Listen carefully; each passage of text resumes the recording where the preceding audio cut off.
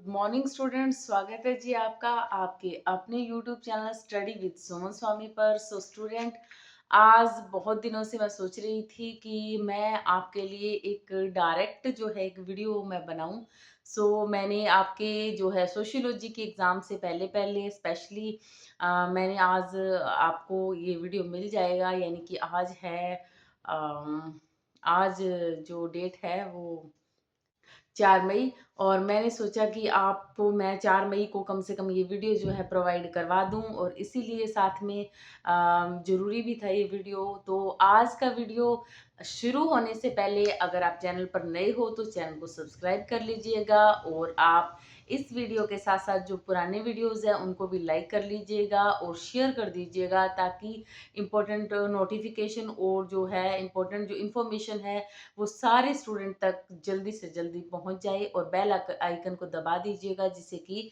मेरी वीडियोस के मेरे चैनल के आने वाले नोटिफिकेशन है वो आपको जल्द से जल्द मिल जाए। स्टूडेंट, स्टार्ट करते हैं हम आज की क्लास।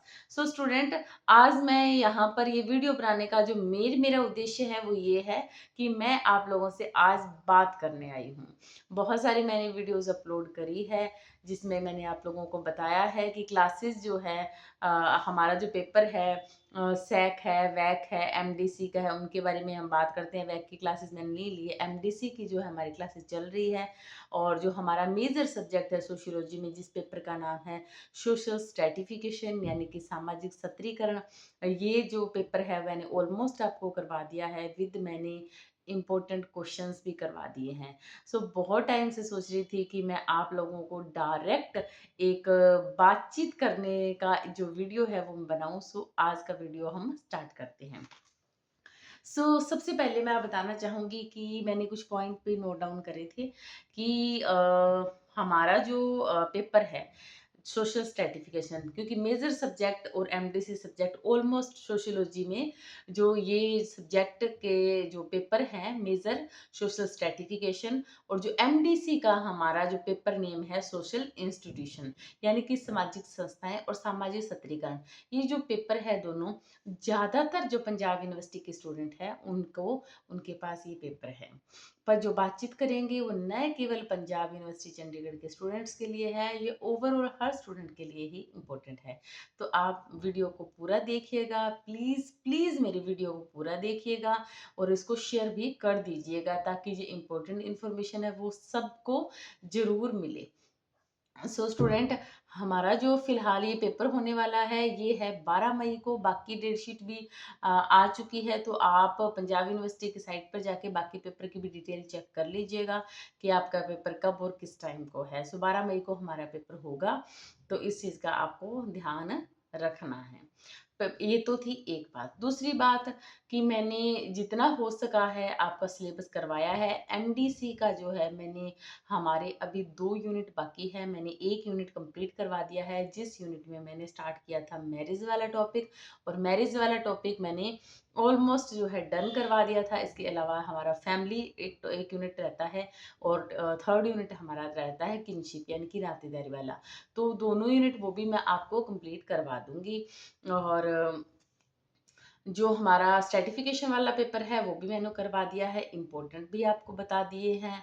और अब आप लोगों का काम रहता है, मेरा काम ऑलमोस्ट डन हो चुका है, आप लोगों का काम रहता है कि आप इसकी अच्छे से तैयारी कीजिएगा, और तैयारी करने के बाद ये पेपर अच्छे से दीजिएगा। और बाकी जो बात है वो ये है कि हम जो स्टडी करते हैं प्लस 2 तक बहुत ही अच्छी स्टडी करते हैं, बहुत अच्छे से हम स्टडी करके ईमानदारी से हम पेपर देते हैं। पर जैसे ही क्या होता है, बहुत अच्छी तैयारी के साथ हम क्या करते हैं, प्लस 2 तक अपनी पढ़ाई ख़त्म करते हैं।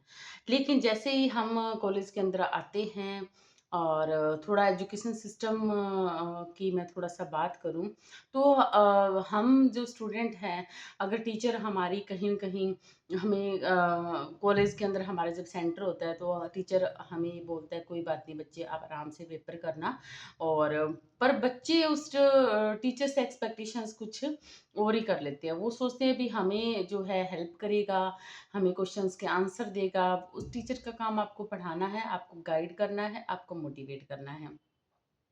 सो आप जो है, अगर आप अपनी मेहनत से अगर आप पेपर देते हो तो आप न केवल आप अपनी लाइफ को बहुत अच्छा बनाते हो, बल्कि आगे आने वाले टाइम के अंदर जब आपके खुद के बच्चे होंगे, आप उनकी भी लाइफ को क्या है बहुत अच्छा बना सकते हो। सो मार्केट में मैंने देखा है कि जो है छोटी-छोटी कॉपीज़ जो है वो चीटिंग वाली बिक रही है। सो आप जो अच्छे स्टूडेंट की तरह उन चीज़ पर ध्यान न देना, आप अच्छे से अपना एग्ज़ाम जो है वो कंप्लीट करना, प्लस 2 तक भी आपने बड़ी ही मेहनत के साथ में, इतने अच्छे तरीके के साथ में आपने अपने एग्ज़ाम दिए हैं, उनको क्रैक किया है, मेरिट में आए हो, अपना और अपने परिवार का नाम आपने रोशन किया है। बस उसी पथ पर चलते हुए आपने आगे करना क्या है कि बस सिंपल सी बात है कि हर एग्ज़ाम के अंदर, हमारे हर सेमेस्टर के अंदर कुछ छोटे क्वेश्चंस आते हैं, कुछ बड़े क्वेश्चंस आते हैं, और हमने क्या करना है उन्हीं क्वेश्चंस के अंदर भी आपको मैं इतनी हेल्प कर रही हूँ कि आपको भी प्रीवियस ईयर्स में जो पेपर आए हुए हैं, एक बार उनको थोड़ा सा नज़र डाल लें उन पे। अगर आप उनको देखेंगे तो पाएंगे कि क्वेश्चंस बार बार रिपीट होते हैं। थोड़ा सा अपने आप को टाइम देने की ज़रूरत है। यदि आप टाइम देते हो तो आप बहुत आसानी से पेपर कर सकते हो।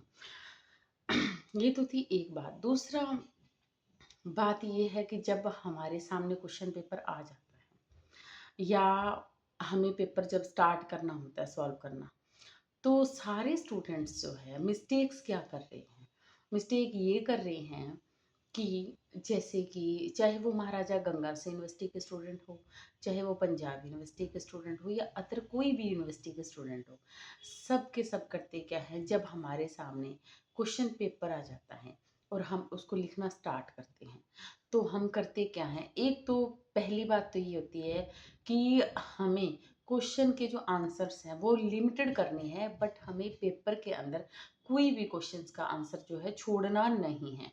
सारा का सारा जो है पेपर हमें कंप्लीट करना है।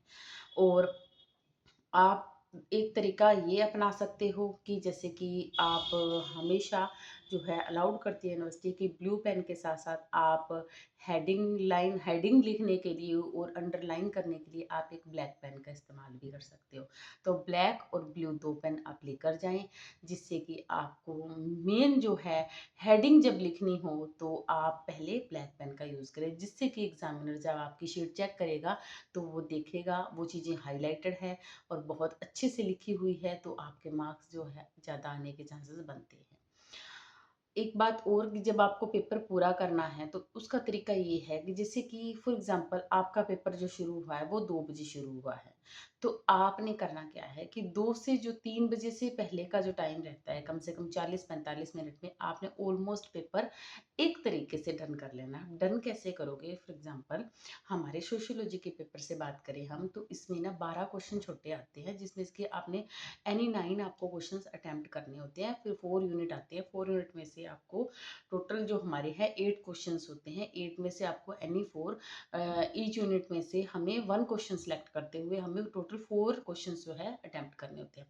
सबसे पहले आप उन क्वेश्चंस को मार्क कर लें जो क्वेश्चंस में आप ज़्यादा कंफर्टेबल हो, जिनको आप बहुत अच्छे से क्या है कर सकते हो। ठीक है, तो आपने उनको टिक कर लेना है। उसके बाद में आपने डिसाइड करना है कि सबसे पहले आप छोटे क्वेश्चंस करके ख़त्म कर रहे हैं या बड़े क्वेश्चन। अगर आपको छोटे क्वेश्चंस है भी ये सिलेक्ट है, तो आप एक बार ऐसे कीजिए जिससे कि आपकी ये आंसर शीट है। ठीक है, तो आपने आंसर शीट के फर्स्ट पेज पे क्या करना है कि यहाँ से जैसे कि आपने छोटे क्वेश्चन स्टार्ट किए, तो फर्स्ट क्वेश्चन लिख दिया, जैसे कि समासशास्त्र का अर्थ है, समास अर्थ डाला और उसके 3-4 लाइनें आप खाली छोड़ दो। इसी तरह second question, third question, fourth question, इसी तरह से 2 ढाई 3 पेज पर आप क्वेश्चन के पॉइंट्स डालकर एक बार छोड़ दो। ठीक है, अगर आप चाहते हो ब्लैक पेन से करने हैं वो सारे के सारे। और उसके बाद में आपने क्या करना है कि जो कि छोटे क्वेश्चंस आपने डाले हैं, उसके बाद में एक बार उनको छोड़ दो, फिर आप यूनिट पे चले जाओ। जिस भी यूनिट में आप ज़्यादा अच्छा कर सकते हो, यूनिट 4th पे चले गए, तो यूनिट 4th के अंदर आंसर आप किया करो। जैसे कि क्वेश्चन मान लीजिए आया, समाजिक गतिशीलता दा अर्थ दसते हुए इसकी परिभाषावां ਅਤੇ ਵਿਸ਼ੇਸ਼ਤਾਵਾਂ ਦਾ ਵਰਣਨ ਕਰੋ। या फिर क्वेश्चन समाजिक गतिशीलता का अर्थ परिभाषा ਅਤੇ इसके प्रकार दसो। तो फिर आपने क्या करना है, अर्थ लिख देना है, डेफिनेशन लिखनी है। डेफिनेशन लाइक मेकाइवर, वेस्टरमार्क, इस तरह से एक दो उनके भी पॉइंट्स जो आप डालोगे वो ब्लैक पेन से करने हैं, फिर डिटेल कर देना। फिर आप अर्थ परिभाषा लिख के उसके बाद में आप जब प्रकार लिखते हो तो वहाँ पे विशेषताएं लिखते हो, तो वहाँ भी आप ब्लैक पेन से कर करके एक बारी पॉइंट्स डाल के उनका स्पेस छोड़ दीजिए। इसी तरह से आपने क्वेश्चन को स्टार्ट करके एक बार छोड़ देना है, ठीक है। फिर आप फोर्थ यूनिट है, आप थर्ड यूनिट पे चले जाओ। थर्ड यूनिट पे भी अर्थ परिभाषा विशेषता जो भी आपका क्वेश्चन है उसको थोड़ा थोड़ा लिख के एक बार पॉइंट्स डालकर उनके बीच में भी, जैसे कि आपने यहाँ पे विशेषताओं का पॉइंट डाला है तो विशेषताओं का पॉइंट लिखने के बाद में 4-5 लाइन छोड़ दो, फिर अगला पॉइंट, अगला पॉइंट, अगला पॉइंट, 3-4 पेज करके आप एक बार छोड़ दो। अब आप वापस आ जाओ 2 क्वेश्चन करने के बाद, क्योंकि हमें फर्स्ट ईयर के स्टूडेंट को ज़्यादा ये रहता है कि उनको टाइम का जो है समझ में नहीं आता है, तो वो क्या करते हैं कि टाइम ज़्यादा ले लेते हैं, पेपर छूट जाता है। तो एक बार हमने 2 यूनिट हमारे करने हैं। अब हमने ब्लू पेन का इस्तेमाल करना है, ब्लैक पेन से जितने पॉइंट करने थे एक बार हमने लिख लिए हैं। अब आप फटाफट फटाफट फिल करेंगे, क्योंकि माइंड मैप हमने पहले बना लिया है कि कौन कौन से यूनिट्स करने हैं, क्या क्या है। अगर आप चाहें तो इसी तरह से सेकंड, थर्ड, 2-1 या 1-2-3-4 करके यूनिट्स में सिर्फ ब्लैक पेन से अर्थ परिभाषा या उसका मेन मीनिंग लिख के आपने जो भी कैरेक्टरिस्टिक्स के पॉइंट्स डालने हैं वो ब्लैक पेन से करके एक बार आप स्पेस सारे पेपर में छोड़ दें। इस तरह से आपने टारगेट लेना है कि स्टार्टिंग के 40 मिनट के अंदर आपने ऑलमोस्ट पेपर का मेजरमेंट बनाकर और माइंड मैप से उसको पूरे को एक तरह से कंप्लीट कर देना है। पहले माइंड मैप बनाना है कि मैं क्या क्या करूंगा, उसके बाद में उस आंसर शीट का मेजरमेंट बनाना है और उसमें आपने ब्लैक पेन के जो पॉइंट्स हैं वो ब्लैक पेन से पॉइंट्स डालते हुए बाद में आपने क्या करना है कि 40 मिनट में लगभग आपने चारों यूनिट कर लिए हैं और छोटे क्वेश्चंस के भी पॉइंट डाल के छोड़ दिए हैं। अब आपने करना क्या है कि आप ये करोगे कि आप ब्लू पेन से बाकी का जो सारा का सारा पेपर है उसको आप फिल कर दोगे बहुत ही अच्छे तरीके से।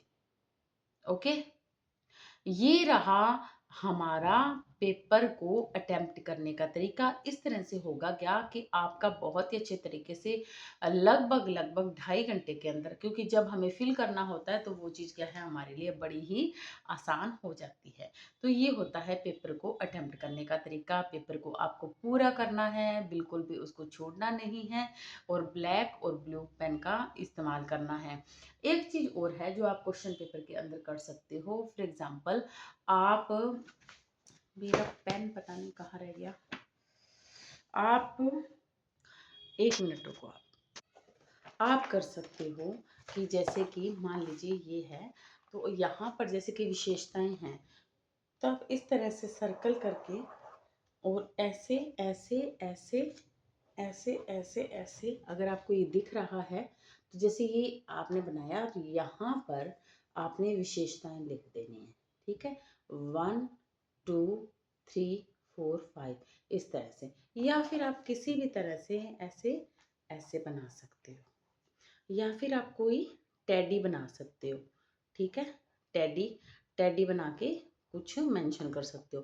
किसी भी तरह का आप डायग्राम वगैरह बना के उस चीज़ को मेंशन कर सकते हो। डायग्राम बनाने का मतलब ये होगा कि आपकी जो शीट है वो इफ़ेक्टिव लगेगी है। और इतने सारे 36 पेज होते हैं, 36 पेज आपके लिए सफिशिएंट होते हैं, लेकिन आपको तो बचे हुए पेजों को लास्ट में जो है रूल्स है पंजाब यूनिवर्सिटी का, आपको उनको इस तरह से काटना पड़ता है।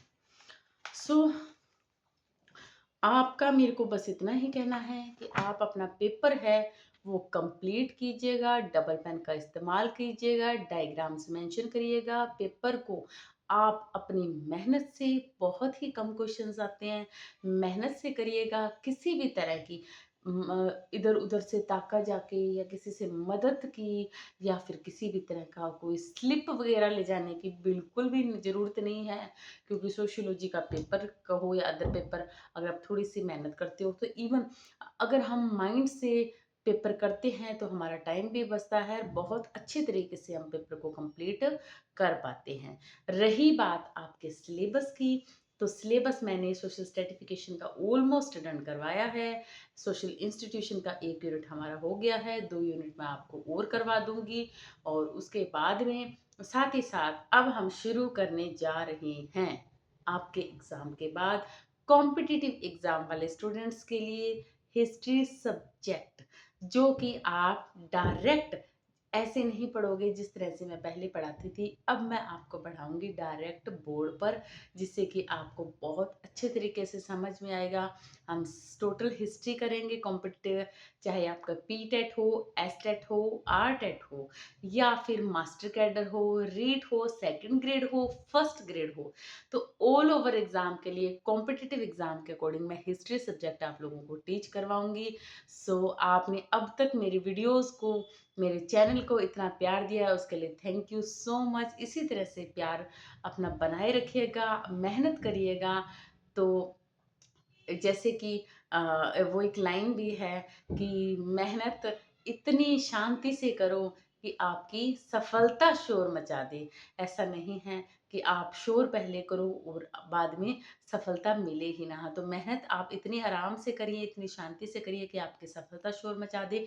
तो हम इस चैनल पर स्टार्ट करने जा रहे हैं कॉम्पिटिटिव एग्जाम के लिए specially special history subject.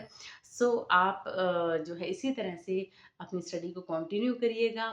Videos को आप लाइक जरूर कर दिया करो, क्योंकि जब आप लाइक करते हो, like it means my motivation. तो जैसे कि हर किसी को मोटिवेशन की ज़रूरत करती पड़ती है, तो अगर आप मेरी वीडियोस को जब भी देखें, यदि आप इसको लाइक करते हो तो मेरे को एक जो है पावर डोज मुझे मिलती है, मुझे अच्छा फील होता है और मैं मोटिवेट होती हूँ कि यस, आपने मेरा वीडियो पसंद किया है। लाइक कीजिएगा। चैनल पर अगर आप नए हो और मेरा वे वाला वीडियो आप तक पहुंच गया है, तो आप चैनल को सब्सक्राइब भी कर दीजिएगा। और जो स्टूडेंट पढ़ रहे हैं, पुराने वीडियोस भी पहले जाकर देख लीजिएगा, उनको भी लाइक कीजिएगा। चैनल पर नए हो तो सब्सक्राइब कीजिएगा, शेयर कर लीजिएगा और बेल आइकन को दबा दीजिएगा, ताकि आने वाले नोटिफिकेशन आपको ज़रूर मिल जाए। तो मिलते हैं कल एक नई क्लास के साथ, हमारे नए एमडीसी के टॉपिक के साथ। तब तक के लिए जय हिंद, जय भारत। और आपको एग्ज़ाम की बहुत बहुत बहुत सारी शुभकामनाएं मेरी तरफ से। Best of luck. Thank you.